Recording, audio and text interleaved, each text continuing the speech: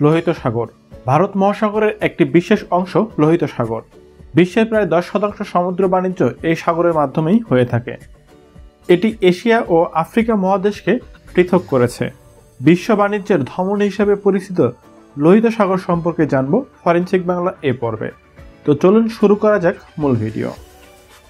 Forensic Bangla এ পর্বে জানব লোহিত সাগরের পানি লাল কেন, লোহিত সাগরের আয়তন, লোহিত সাগরের অবস্থান, লোহিত সাগরের লবণাক্ততার মাত্রা এবং বিশ্ব বাণিজ্যের ক্ষেত্রে এর প্রভাব।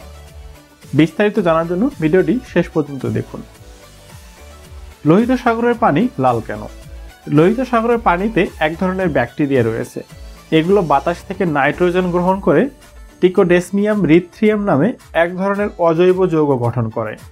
এর রং লাল হওয়ায় এই সাগরের পানি লাল দেখায়।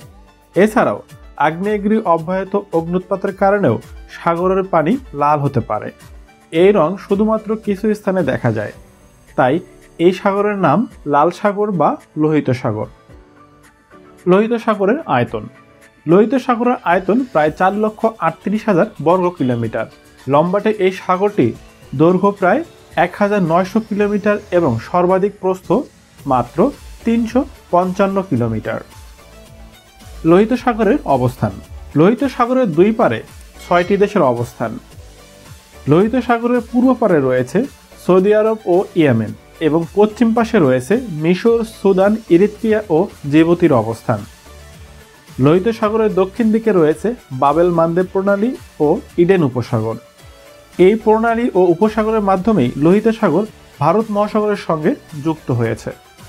অন্যদিকে সাগরটির উত্তর পাশে রয়েছে সিনাই উপদ্বীপ। সিনাই উপদ্বীপের পশ্চিম দিকে সুয়েজ উপসাগর ও পূর্ব দিকে আকাবা উপসাগরের অবস্থান। লোহিত সাগরের গভীরতা। লোহিত সাগরের গড় গভীরতা 1,600 ফুট বা 490 মিটার। এই সাগরের মাঝ বরাবর এর সর্বোচ্চ গভীরতা প্রায় 8,200 ফুট। লোহিত সাগরের প্রায় 40% অঞ্চল অগভীর সমুদ্র। লোহিত সাগরের মহীসোপান। কোনো স্থলভাগের নিকটবর্তী অগভীর সামুদ্রিক অঞ্চলকে মহীসোপান বলা হয়। মহীসোপানের গভীরতা সাধারণত 500 থেকে 600 ফুটের মতো হওয়ায় অবারিত সমুদ্র জলের চেয়েও মহীসোপান এলাকার জলের বৈশিষ্ট্য আলাদা, যার ফলে মহীসোপান অঞ্চলে নানা ধরনের সামুদ্রিক প্রাণী বসবাস করে। লোহিত সাগরের মহীসোপান অত্যন্ত প্রশস্ত হওয়ায় এই সাগরে রয়েছে নানা ধরনের জলজ প্রাণী।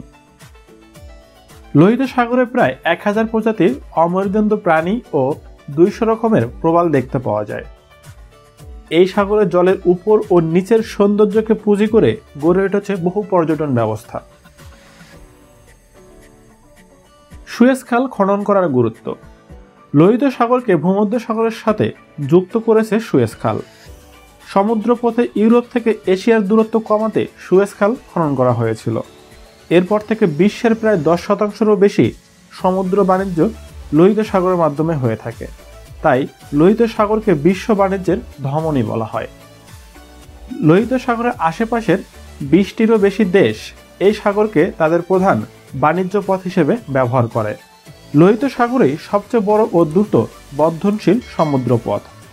মিশর তাদের সুয়েজ খালে জাহাজ পরিবহন সক্ষমতা বৃদ্ধির সাথে সাথে সমতলে বাড়ছে লোহিত সাগরের বাণিজ্যিক কর্মকাণ্ড।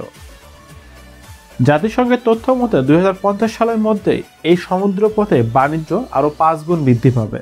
যদিও এ বিষয়ে বিশেষজ্ঞদের দ্বিমত রয়েছে, কারণ লোহিত সাগর পারে আরব বা আফ্রিকান কোনো দেশেরই আন্তর্জাতিক মানের গভীর সমুদ্র বন্দর এখনও গড়ে ওঠেনি। লোহিত সাগরের জলের লবণাক্ততার মাত্রা। লোহিত সাগর জলের লবণাক্ততার মাত্রা 3.8%। লোহিত সাগরের চারপাশের অঞ্চল মরুভূমি হওয়ায় এই সাগরের জল অতি দ্রুত বাষ্প হয়ে যায়।